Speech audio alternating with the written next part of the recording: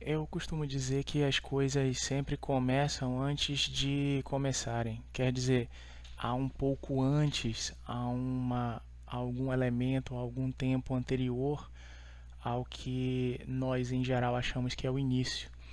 Por isso, pensando aqui em como elaborar projetos de pesquisa, eu sempre que converso sobre isso com candidatos, com alunos, etc., eu costumo dizer que as minhas opiniões sobre isso vêm um pouco antes, ou seja, um pouco antes de se analisar um projeto de maneira mais fria, de maneira mais cartesiana. Esse um pouco antes passa um pouco pela minha própria história, pela minha própria biografia, e eu costumo dizer que o primeiro elemento para isso é a minha questão com a minha bolsa de estudos quando eu fiz o meu mestrado.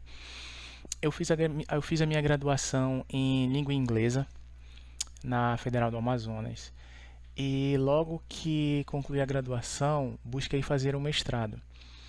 E era uma época de greve, não vou falar sobre greve agora, mas é importante pontuar isso. E eu, eu fiz seleção em algumas universidades, obtive aprovação na Federal do Rio Grande do Norte.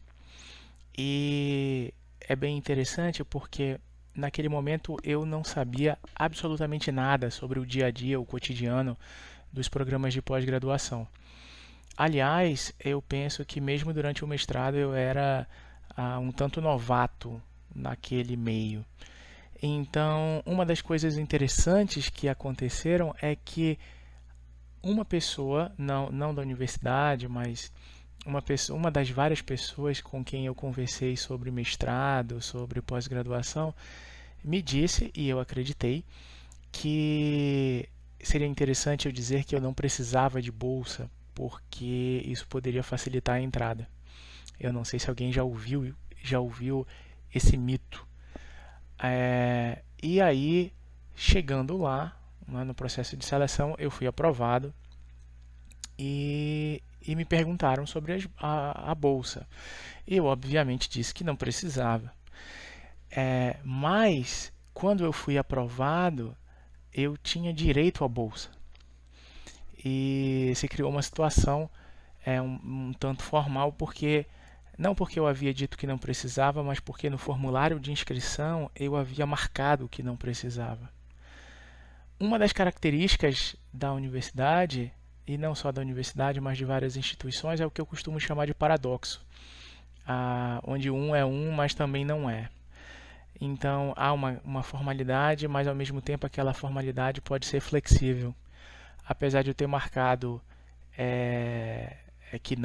que não precisava, eu fui contemplado, porque na verdade eu precisava.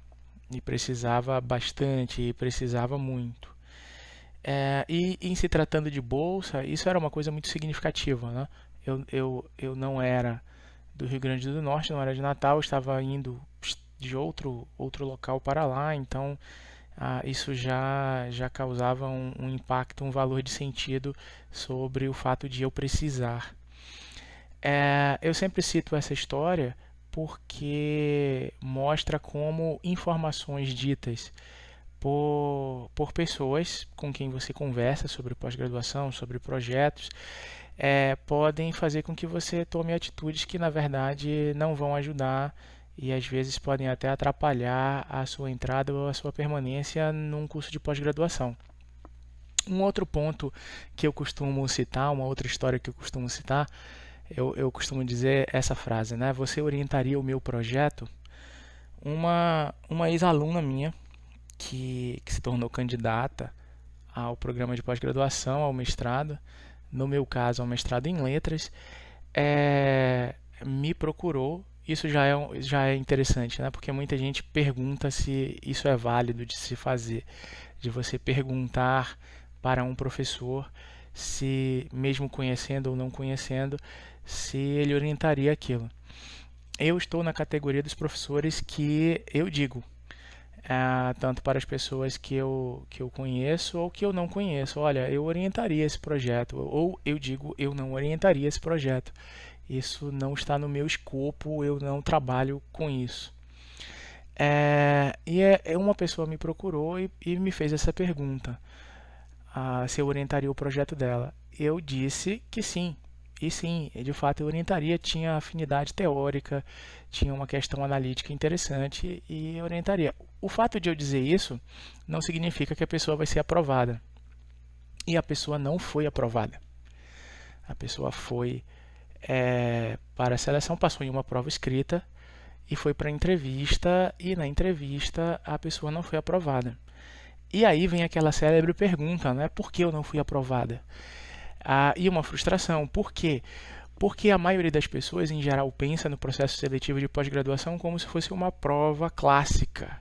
Ou seja, uma prova, a ideia que se tem de prova desde a escola, desde o ensino médio, ensino fundamental, até a graduação, né? Então, as pessoas acham que a prova está medindo, a prova tem uma métrica se você sabe ou não. É uma prova de matemática, de física, de química, de língua portuguesa. Eu sei ou não sei o assunto. Eu acertei ou não acertei o projeto. E não é assim. Definitivamente não é assim. A pessoa pode passar na prova escrita, é uma prova teórica. O projeto pode estar muito bem escrito. Na minha opinião, aquele projeto estava muito bem escrito. Isso também é variável, porque eu costumo dizer a distância entre um 10 e um 9 é muito tênue, assim como a distância entre um 8,5 e um 9 também é muito tênue. Então é preciso ter cuidado com a questão da métrica.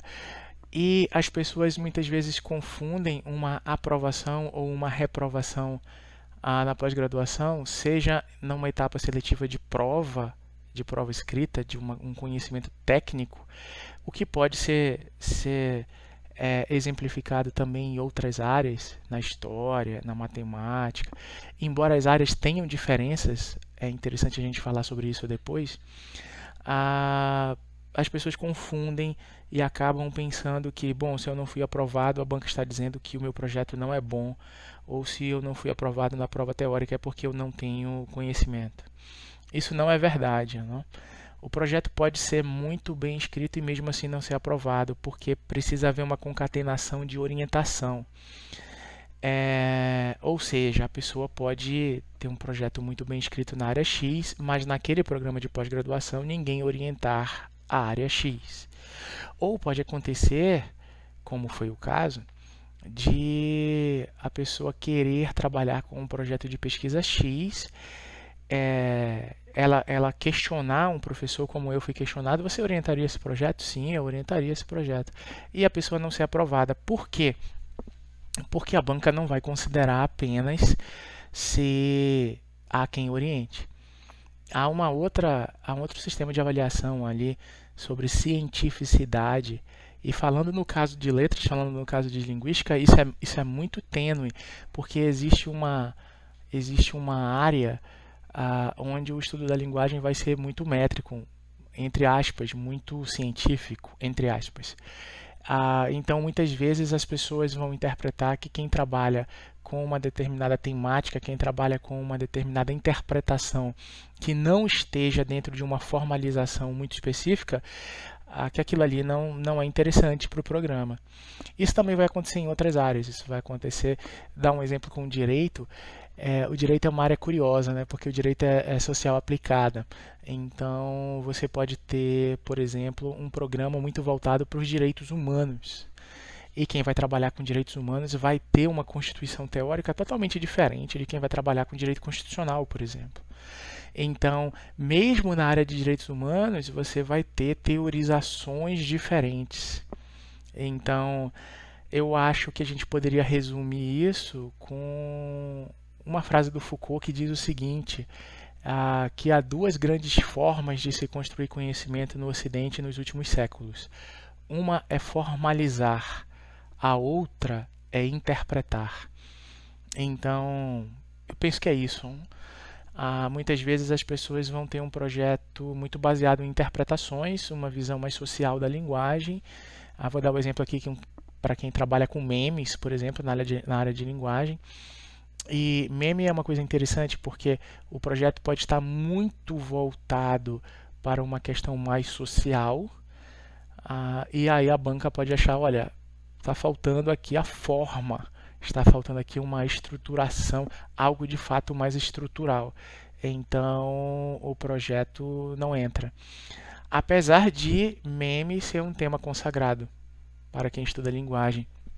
Então, mesmo que a pessoa esteja pensando em um tema consagrado, aquilo ali pode não entrar. O Humberto Eco tem uma frase interessante lá no Como se faz uma tese.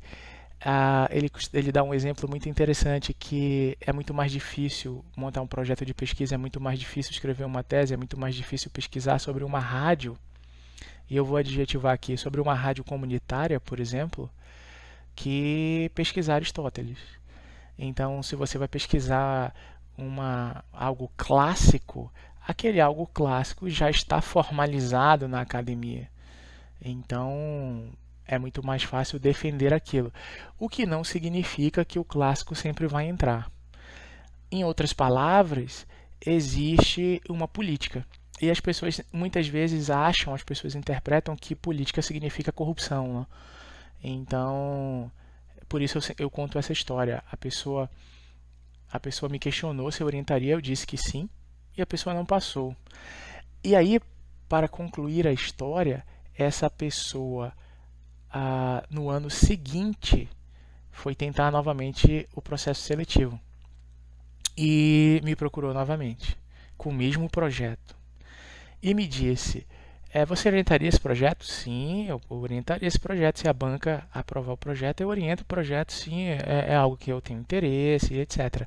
Mas o fato de eu te dizer isso não quer dizer que você vai ser selecionada. Isso aí é com a comissão de seleção. E aí a pessoa me disse o seguinte, eu estou pensando em mudar o projeto para um projeto Y. E me falou o projeto. Você orientaria esse projeto? Eu orientaria. Mas vou te dar uma sugestão, não mude de projeto não, continue com o X. Por que você quer mudar de projeto? Se ao que tudo indica, o que você realmente quer pesquisar, o que realmente te dá paixão, no sentido de paixão pela pesquisa, é o projeto anterior, é o projeto que você tem nas mãos agora. E o motivo era óbvio, né? A pessoa achava que o projeto X não ia ser aprovado novamente, que seria mais seguro entrar com o projeto Y, ou seja, um projeto para entrar. E eu fiz algumas considerações. Eu disse, olha, uma sugestão. Se você quer pesquisar X, insista com o X. Porque essa ideia, essa interpretação de que você vai entrar mais fácil com o projeto Y, vamos pensar, mesmo que isso seja verdadeiro, e eu não estou dizendo que mesmo que isso seja verdadeiro, isso vai te trazer bons problemas. Por quê? Porque você não quer o projeto Y. E o projeto é algo que vai te consumir. Você vai ter que escrever uma dissertação sobre isso. Se fosse um doutorado, você teria que escrever uma tese sobre isso. Então, continue com o que você quer. Acho mais interessante fazer isso do que fazer esse pragmatismo no sentido ruim. A pessoa decidiu seguir minha sugestão e tentou novamente com o projeto X e foi aprovada e se tornou minha orientanda. Eu sempre conto essa história para os meus alunos, estou contando aqui, por quê? Porque era o mesmo projeto, com algumas modificações textuais, alguma questão de reescrita, algumas referências bibliográficas diferentes e etc.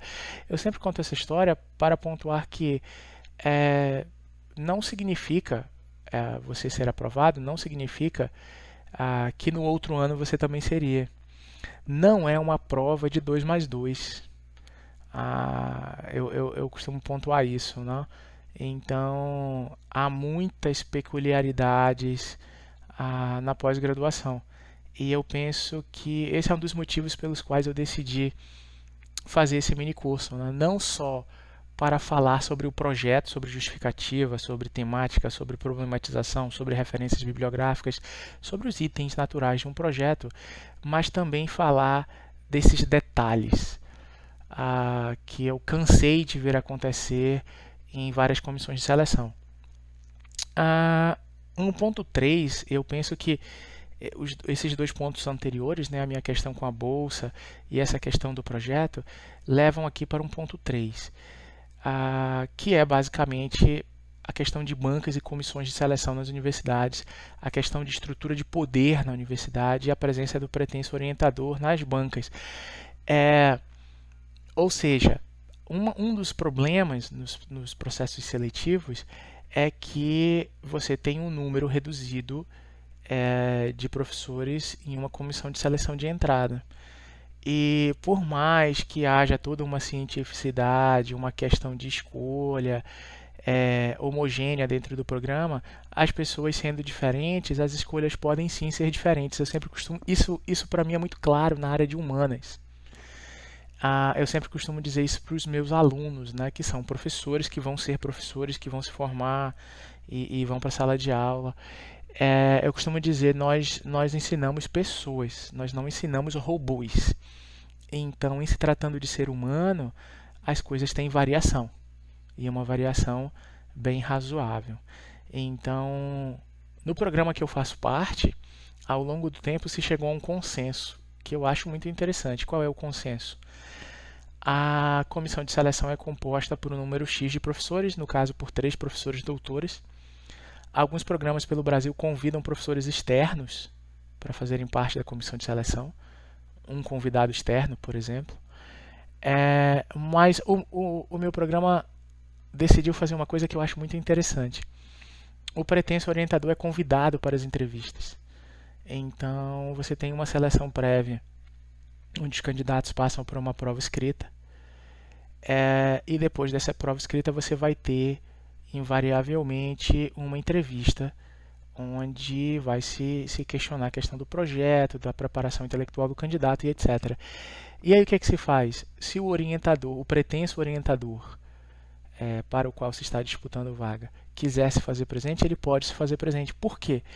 Porque por conta das peculiaridades de cada linha de pesquisa, de cada área de trabalho, dos abrigos de orientação. Então, o pretenso orientador pode fazer perguntas muito mais diretas e muito mais específicas do que a banca. Então, eu penso que isso facilitou muito e tornou mais humana e mais justa a questão da seleção no programa de pós-graduação do qual eu faço parte. Mas os programas de pós-graduação são livres até determinado ponto para fazerem adequações nos seus processos seletivos. E eu cito esse ponto aqui da presença do pretenso orientador como uma coisa para se prestar atenção, né? Em alguns programas, o pretenso orientador manda perguntas para a banca. Olha, eu quero que vocês façam essa pergunta. E aí a banca julga. Eu acho muito interessante a decisão do meu programa do pretenso orientador, se quiser, poder fazer parte, né, poder participar. Ele não faz parte da banca, mas ele pode participar fazendo perguntas específicas que ele, ao longo da sua vida acadêmica, tem muito mais intimidade com determinadas questões, determinadas linhas de pesquisa, que é o que ele faz, né, que ele faz ali naquele mestrado, naquele doutorado. E isso não é só uma questão de saber, né? Isso não é só uma questão de ciência, isso não é só uma questão de intelectualidade, isso é uma questão de poder. Ou seja, se confere poder a alguém que originalmente não é da comissão de seleção, alguém que originalmente não é da banca que vai avaliar se aquele candidato vai entrar ou não. Falando de poder e falando de saber, eu acho que há uma outra questão aqui sobre um item muito interessante para se pensar sobre poder e saber e projetos de pesquisa, que é o plágio, e também sobre a pandemia.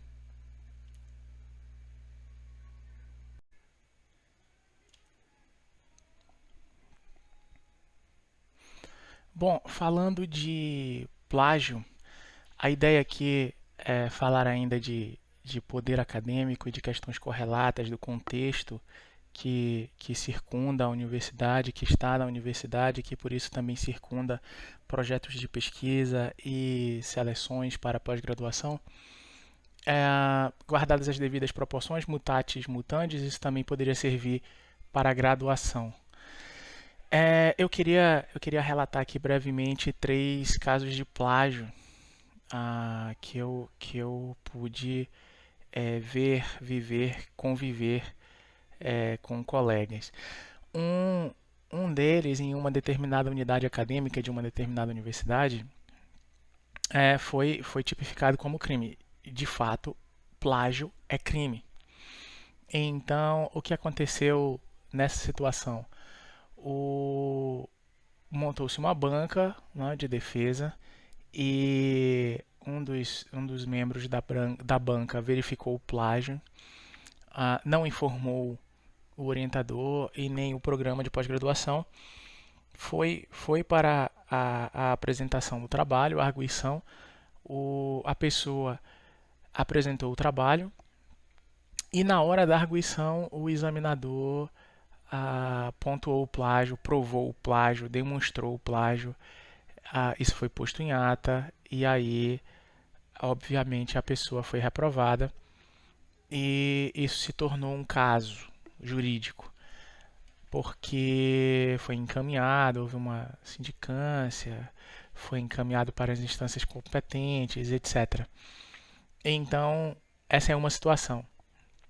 Uma outra situação, em uma outra unidade acadêmica, por sinal, esse segundo caso, numa unidade acadêmica de exatas, um professor detectou o plágio pouco antes, na verdade, 24 horas antes, quando estava lendo, né, estava lendo o trabalho, já havia lido uma parte, notou um certo descompasso de qualidade entre os capítulos, o que muitas vezes acontece, já que as pessoas escrevem alguns capítulos com muita sofisticação, com muita calma, e outros capítulos com uma certa pressa.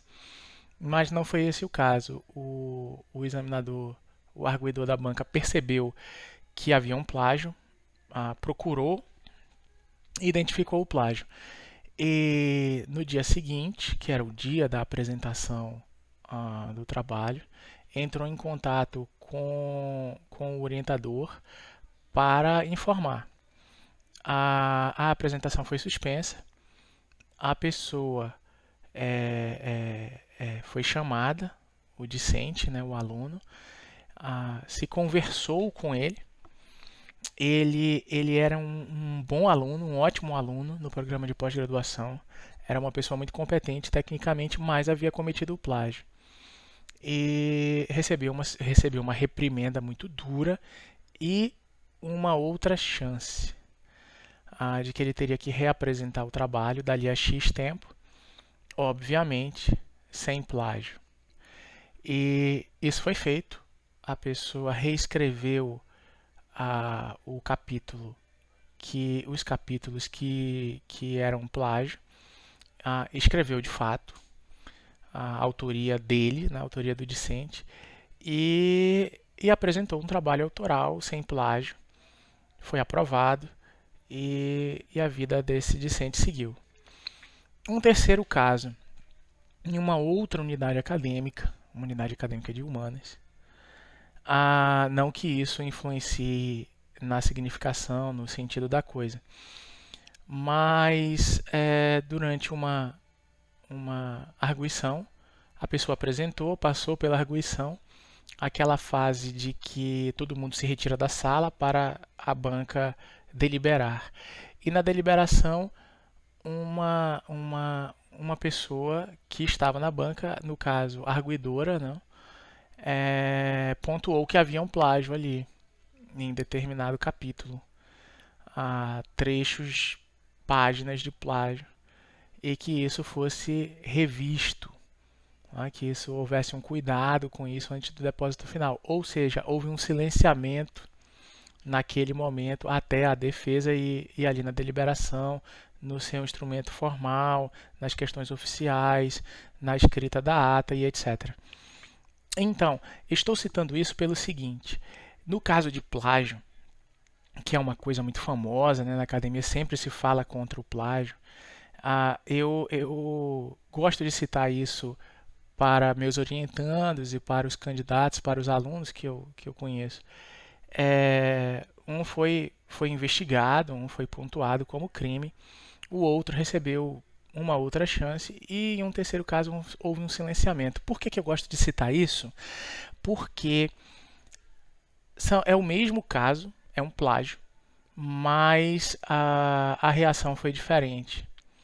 Então, acreditar que a formalização, a reação formal a uma determinada questão, nesse caso específico ao plágio, sempre vai ser igual, é ilusão, é inclusive ingenuidade. Não acontece assim. Não acontece assim em nenhuma instituição. Né? Se você for pegar situações sensíveis em outras instituições, tribunais de justiça, igrejas, questões políticas, etc., você vai perceber que as reações formais vão depender das pessoas envolvidas. E eu gosto de citar isso para pontuar o seguinte: não há garantia de que a reação formal a uma coisa errada, no caso, a um plágio, vai ser uma reação X ou Y. Assim como não há isso, vejam só, em uma situação errada. O plágio é um erro, é um crime, é algo antiético. Vocês podem imaginar, então, por dedução, que em uma situação normal, ou seja, uma escrita autoral, uma escrita boa, uma escrita interessante, uma escrita muito bem concatenada, com coesão, com coerência e etc., isso também não é garantia de aprovação. Porque há uma série de outras questões envolvidas. E eu não estou pontuando aqui questões de corrupção, não. No caso de um projeto bem escrito, eu estou pontuando sim a diferença de interpretação, porque as pessoas são pessoas, porque as pessoas são seres humanos e não são robôs.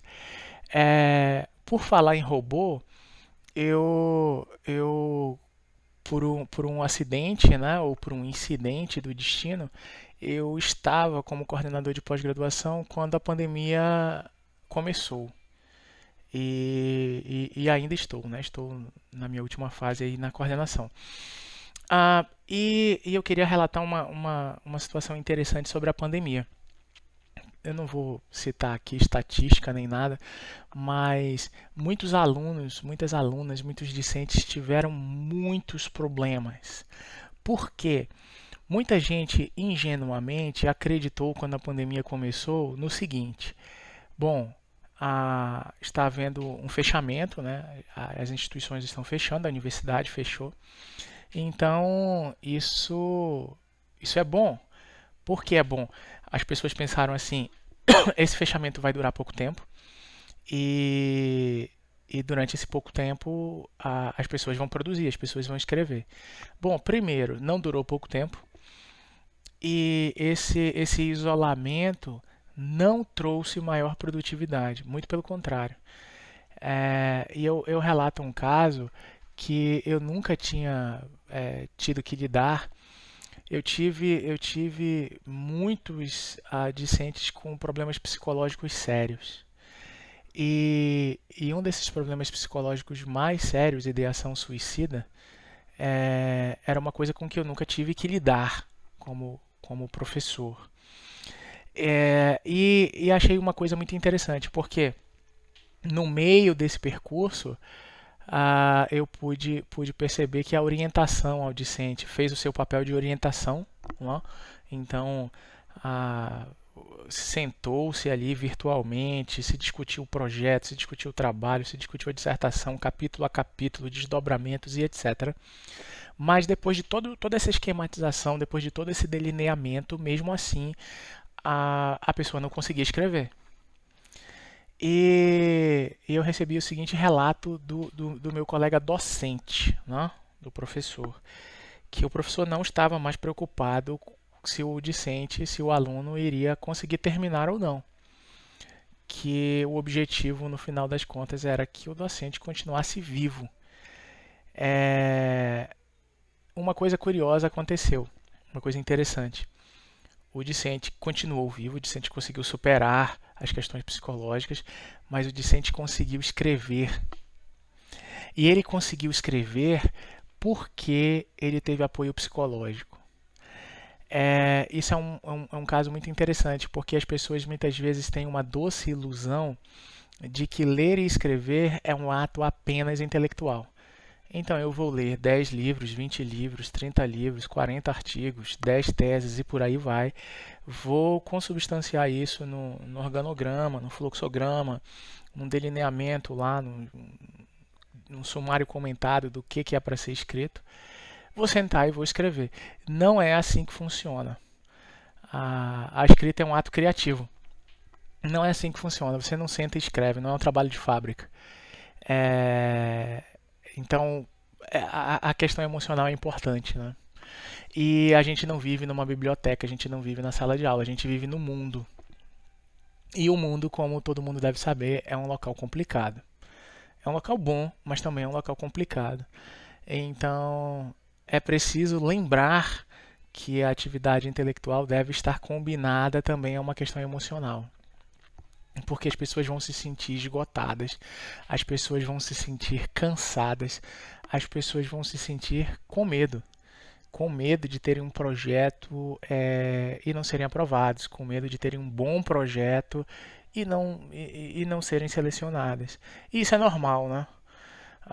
É preciso aprender a lidar com isso, mas isso não se ensina na escola, né? Não se ensina a se lidar com o medo, a se lidar com frustrações e tal na escola. Curiosamente, isso é um grande problema na pós-graduação. Quer dizer, as pessoas passam pela escola, as pessoas passam pela graduação, as pessoas chegam na pós-graduação e isso se torna um grande problema. Por quê? Me parece que um dos motivos é porque isso não se ensina em escola. E também porque, como não se ensina na escola, em geral, as pessoas vão adiando uma certa confrontação com essas questões emocionais. A pós-graduação tem uma característica de muita pressão, né? Então, ler é muito mais fácil, fazer disciplinas é muito mais fácil, escrever é muito mais difícil. Escrever exige uma disciplina muito maior. E eu estou falando isso porque antes da pessoa virar um mestrando ou um doutorando, a pessoa tem que escrever um projeto de pesquisa. E eu noto que essas questões já aparecem aí, né? Então, a maioria das pessoas só escreve o projeto de pesquisa.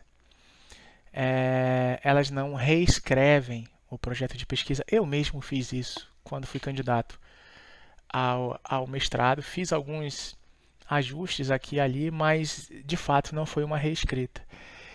E no projeto de doutorado, idem. Então, é preciso ter sim uma estruturação, uma estratégia intelectual de leitura, de escrita e de reescrita. Isso é fundamental para se chegar num processo seletivo, independente de qual for a área, bem preparado.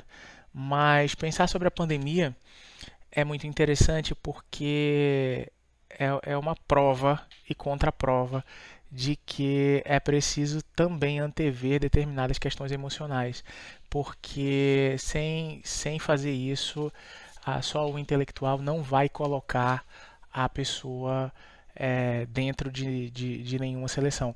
E se por um acaso isso acontecer, a pessoa pode ter sérios problemas porque não há produção intelectual sem uma determinada harmonia, um determinado equilíbrio emocional. Baseado nessas questões que eu pontuei aqui, eu queria colocar agora a estrutura do curso, né? Esses pontos soltos que me fizeram pensar nesse curso, especificamente, elaborar projetos de pesquisa, em como montá-lo. Então, como vocês já devem ter percebido, não é uma questão apenas textual. Eu não estou preocupado aqui apenas com o texto. Eu estou preocupado também, antes do texto surgir, com a leitura. Até porque isso a gente pode considerar isso uma lei, né, dos textos. Antes de você escrever, você precisa ler. Não vai escrever antes de ler. E depois de ler, você precisa mitigar o que você leu, você precisa refletir, você precisa refletir seguidamente sobre o que você leu, porque é o exercício de pensamento, né? Então é preciso pensar, repensar para você chegar a determinadas considerações sobre o que você vai escrever. Isso ajuda muito, não somente em um bom projeto, mas também na arguição desse projeto, na defesa desse projeto, onde se avalia não somente o projeto, mas o candidato, a candidata. Bom, juntando esses pontos soltos, eu queria partir para uma estruturação, para uma formalização, como se diz, né? De como é que esse curso se estrutura. Bom, há alguns pontos de estruturação desse curso. 3 pontos básicos que vão passar pelas considerações do projeto, do texto, mas que também vão passar pelas considerações de onde eu vou submeter esse texto, onde é que eu vou me inscrever. Não poderia deixar de ser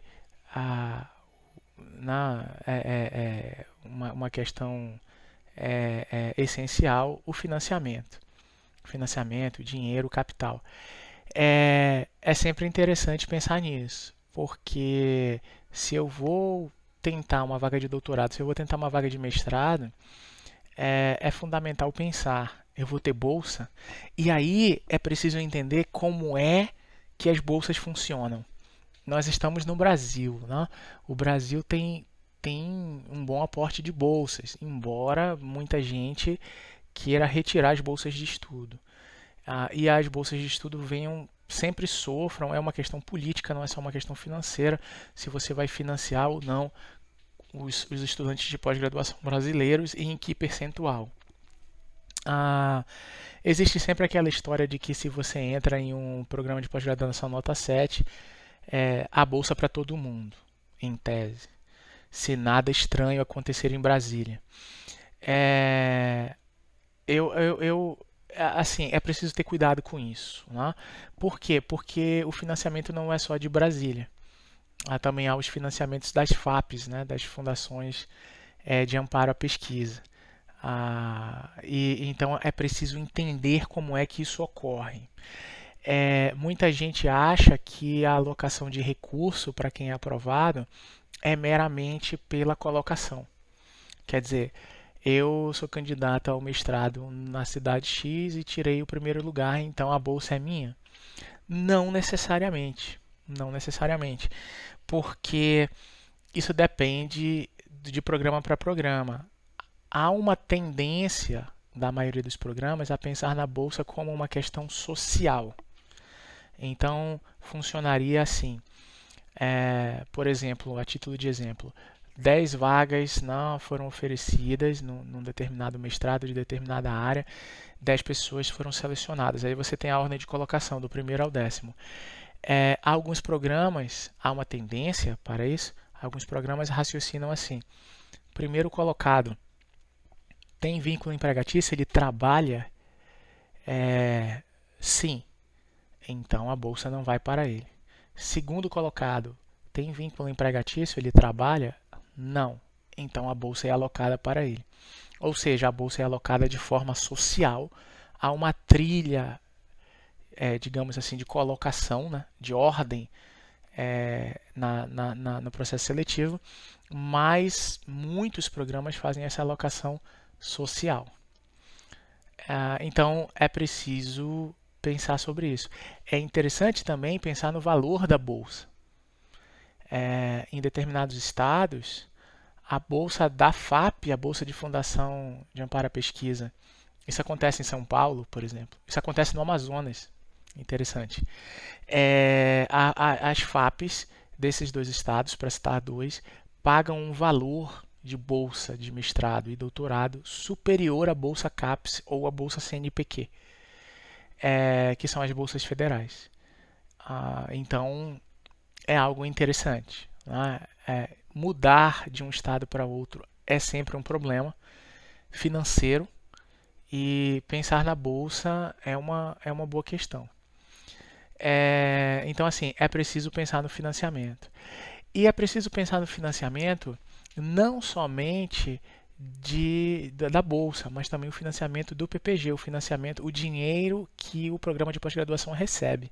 Quando você entende como isso é feito, como isso é alocado, você consegue entender como é que a concorrência é montada para determinados programas e como é que você chegaria para concorrer em um programa A ou em um programa B.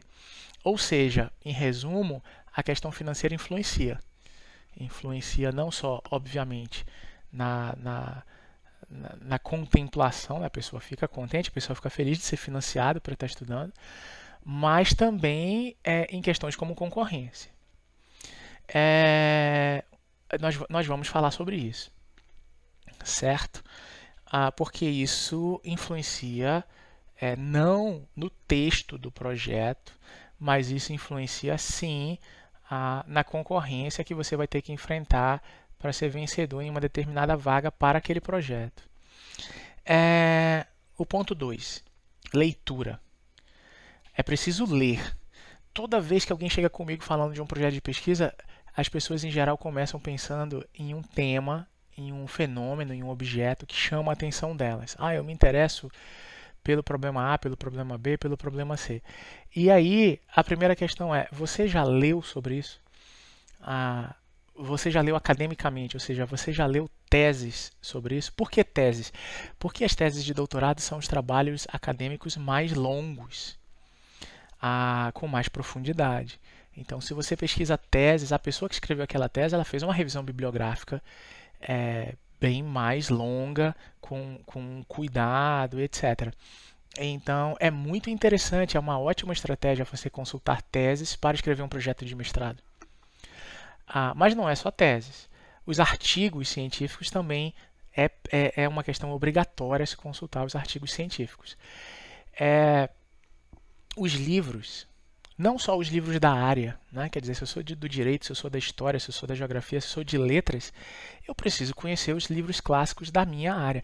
Isso é uma coisa bem interessante, porque infelizmente isso é um problema na graduação, e eu não vou detalhar aqui os problemas da graduação, senão esse áudio vai virar muitos áudios. Mas o essencial para a graduação, uma das coisas essenciais para a graduação é que as pessoas lessem os clássicos.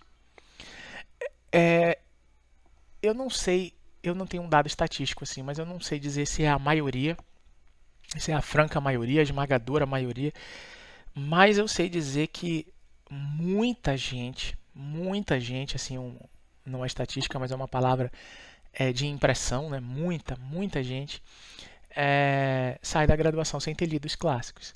A graduação tem uma inclinação muito forte para o mercado. Então, a pessoa acaba, obviamente, sendo formada para conseguir um emprego. Ou não, né? Tem gente que diz que não. Professores, os colegas do bacharelado, o pessoal da comunicação, etc. Você tem... Isso é muito maciço, né, nas graduações, a questão do estágio de trabalho e tal. Você precisa estar preparado para o mercado de trabalho.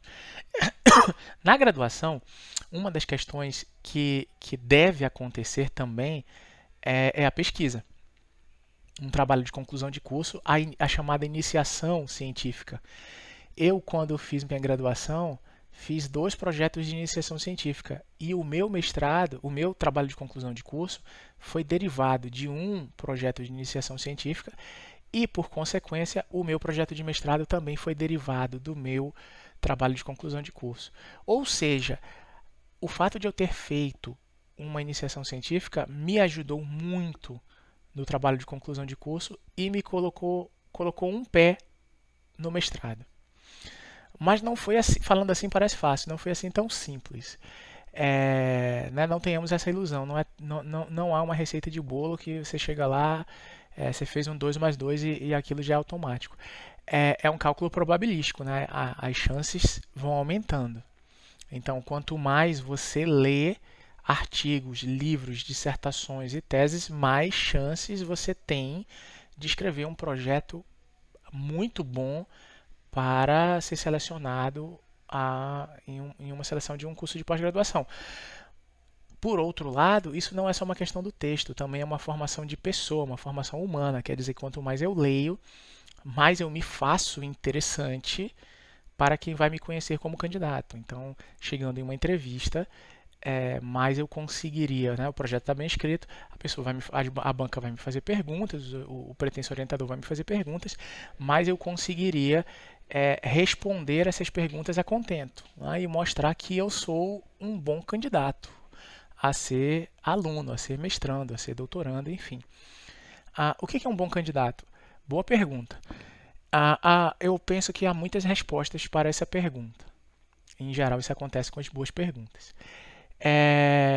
Mas a gente poderia dizer que um bom candidato a mestrado, por exemplo, é um candidato que a banca olha e percebe que aquele candidato tem uma altíssima chance de concluir o mestrado. Esse é um dos pontos. Né? Então, assim, essa pessoa vai entrar aqui, ela vai concluir o mestrado, ela conhece o assunto, ela é boa tecnicamente, ela conhece a teoria, etc. e tal. Mas ela vai conseguir terminar o mestrado, ele vai ser um aluno interessante, ele vai ser um aluno que estuda, ele vai ser um aluno que se dedica, ele vai ser um aluno que vai trazer retorno para o programa. Isso está na mente das comissões de seleção. Né? E é por isso que eu coloquei aqui que, além de ler artigos, livros, dissertações e teses, também é preciso ler o mundo. Quer dizer, você precisa entender, você precisa perceber como é que a seleção se dá. E uma seleção para pós-graduação é muito diferente de uma seleção para graduação. Né? Quer dizer, o Enem, por exemplo. Totalmente diferente. É outra coisa. Então você tem uma etapa, em regra, você tem uma etapa de prova escrita, onde você tem que dominar, a gente pode resumir a prova escrita assim, você tem que dominar os clássicos da sua área. E se a pessoa não lê os clássicos da sua área, ela tem que ler. E não necessariamente os clássicos da área vão montar o projeto, porque o projeto pode estar em um ângulo de textualidade e os clássicos da área estarem em outro ângulo, certo? Então, assim, a gente tem uma questão de financiamento, né? Então, se eu quero estudar em outro estado, eu preciso pensar se eu vou conseguir me manter lá. Tem bolsa de estudo, eu preciso ler. Né? Nunca escrevam sem ler. Falando aqui de projeto de pesquisa. É preciso ler. E é preciso ter técnica para ler. Né? Então, assim, como é que eu vou fazer para ler? A gente vai falar sobre isso. Um outro item, o item 3 aqui da estruturação desse curso, é a escrita. E, assim, escrever, sem dúvida nenhuma, é o que mais demanda energia aqui. Né? Então, eu coloquei questões como rascunhar ideias, pensar sobre o que se lê. Né? Então, escrever não só no sentido de digitar, no sentido de pegar uma folha em branco e escrever, mas também escrever no sentido de pensar, né? De mitigar as ideias, de mitigar o que você leu. Fichamentos, resenhas, perguntas, isso é muito interessante, né? O hábito de fazer perguntas e calibrar essas perguntas. Perguntas que fazem com que a pessoa pense teoricamente, analiticamente. Comentários. Foucault costuma dizer que vivemos numa era de comentários. As pessoas comentam sem parar. Então, fazer comentários sobre as leituras é também um tipo de escrita. E correlacionar esses tipos de escrita com as partes do projeto. Quer dizer, eu leio teses, leio dissertações, leio artigos, eu leio, entre aspas, eu leio o mundo, né? Eu vejo documentários, eu vejo filmes com determinada temática ou com uma temática que toca, né? Que cruza coisas que me interessam. Mas, no final, depois de tanta leitura, é preciso correlacionar isso aos itens clássicos do projeto, a introdução, a justificativa, a problematização, etc.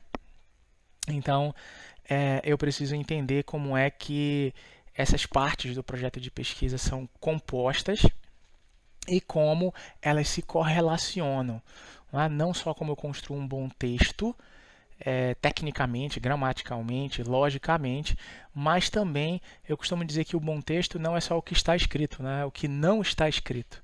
Ou seja, é um projeto que você lê, cara, esse projeto está muito bem escrito, que coisa interessante, como está bem concatenado, está redondinho, e você consegue ver os pressupostos. Ou seja, você consegue ver o que está de fora, mas ao mesmo tempo está visível. Uma ótima tática de escrita, por sinal. Então, nós temos o financiamento, temos a leitura e temos a escrita. São assim 3 vértices, né, para se pensar em um projeto de pesquisa. Mas aquela célebre pergunta acadêmica, como faz isso? Como é que você faz isso? Bom, uma resposta curta e simples. Elaborar antes de escrever e reescrever. Ou seja, antes de sair escrevendo, antes de sair digitando ou escrevendo no papel, para quem prefere, fazer um sumário comentado, né? Então, assim, justificativa, a gente vai fazer isso durante esse curso. Justificativa trata de A, B e C. Então, é isso aqui que se espera de uma justificativa de projeto. Ok, como é que eu faço isso? Então, é primeiro sistematizar uma temática, uma ideia, para depois eu desenvolver, né? Ou seja, primeiro eu traço um plano de escrita, uma bússola. E o grande farol que ilumina essa bússola, por assim dizer, é a leitura. Toda vez que você se deparar com uma página em branco, não fique esperando a deusa da inspiração baixar. Olhe para a leitura, volte aos textos do que você leu, as perguntas, os comentários, as resenhas, etc. A resposta e a pergunta estão lá. Bom, se a grande questão em um ponto é elaborar antes de escrever e reescrever, como é que nós fazemos isso praticamente? Em 2 movimentos, né? Nós vamos adotar aqui 2 movimentos nesse curso. Um deles é a desconstrução de um projeto. O meu projeto de doutorado, que tem mais de uma década. E as maravilhas da tecnologia, eu não tenho mais meu projeto de mestrado. Esse aí tem mais de 2 décadas. Então, mas eu tenho o meu projeto de doutorado tal e qual ele foi apresentado. E com os seus erros, com as suas falhas e com os seus acertos. Eu fui selecionado com esse projeto. Então, assim, os acertos cumpriram seu papel. Mas há erros. Há uma série de erros. Então, a ideia é desconstruir esse projeto. A partir desse projeto, que é um projeto de doutorado, poderia ser um projeto de mestrado, a diferença, como eu já disse, a diferença entre graduação, mestrado e doutorado é a profundidade. Como se fosse um mergulho. E a diferença é bem razoável, né? É bem grande. Mas os itens dos projetos são os mesmos. Justificativa, problematização, referências bibliográficas e etc. O que se espera do doutorando é que ele tenha uma leitura bem maior do que ele tinha quando ele era mestrando. Isso é bem interessante, sabe? Porque nada foi mais importante para a minha carreira acadêmica que o mestrado. O meu mestrado foi muito mais importante que o doutorado. É claro, o doutorado é o título fundamental, né, para a carreira acadêmica, que faz com que você possa orientar mestres e doutores, etc. Mas o mestrado assim, ele é um processo de letramento, né? É como se você aprendesse a ler, assim, olha, agora eu entendi. E aí você tem que fazer uma escolha, né? Eu vou para o doutorado, eu viro professor universitário, eu viro outra coisa. Essas questões também são boas questões. Então, em um movimento, vamos desconstruir um projeto, certo? Em um outro momento, em um outro movimento, nós vamos fazer uma elaboração esquemática de um projeto. Ou seja, nós vamos elaborar, o título desse curso, né, é esse, elaborar projetos de pesquisa. Nós vamos elaborar o esqueleto de um projeto, partindo do pressuposto que já li sobre aquele tema. É um tema que eu venho lendo há um tempinho e fiz pesquisas, artigos, teses, dissertações, livros, etc. Pensar fora da caixa, né? Estou assistindo um filme aqui, estou pensando naquilo e vou encontrando questões correlatas na literatura especializada, na literatura ficcional e por aí vai. E aí vamos pensar nos aplicativos, nos programas que nos ajudam nessas buscas de teses, de dissertações e etc., para a gente montar um esquema. Então, por um lado, vamos desconstruir um projeto com os seus erros e acertos. Por outro lado, vamos montar um esquema de um projeto de pesquisa. Certo? É isso que vamos fazer. E a partir agora da próxima hora, vamos começar a desconstruir esse projeto de pesquisa.